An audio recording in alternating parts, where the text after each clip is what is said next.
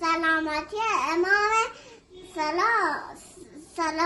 صلوات بلند سلامت بفرستید. برای سلامتی برای سلامتی امام زمان صلوات اللهم صل علی محمد و آل محمد و عجل فرجهم. برای عاقبت خیلی ما صلوات بلند سلامت بفرستید. اللهم صل علی محمد و آل محمد و عجل فرجهم. بس دیگه نمیخوای بفرستی. دعا رو بخون. اللهم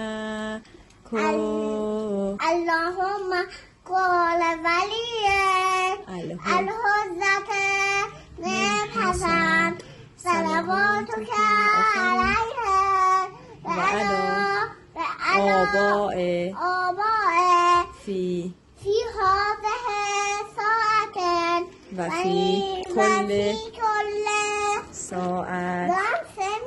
خب باشه نمیگیرم بگیر پایین. فی هذه ساعت و فی کل ساعت ولیه. خب باشه. ونیه و حافظا و دنیه و قائدن تو نگو نگو باشه.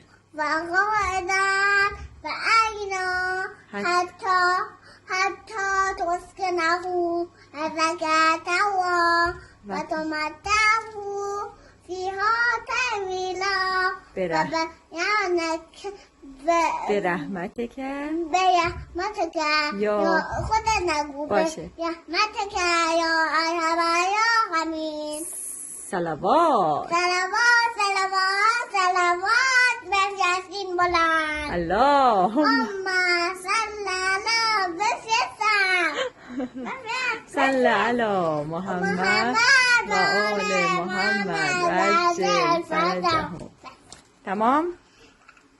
تمام.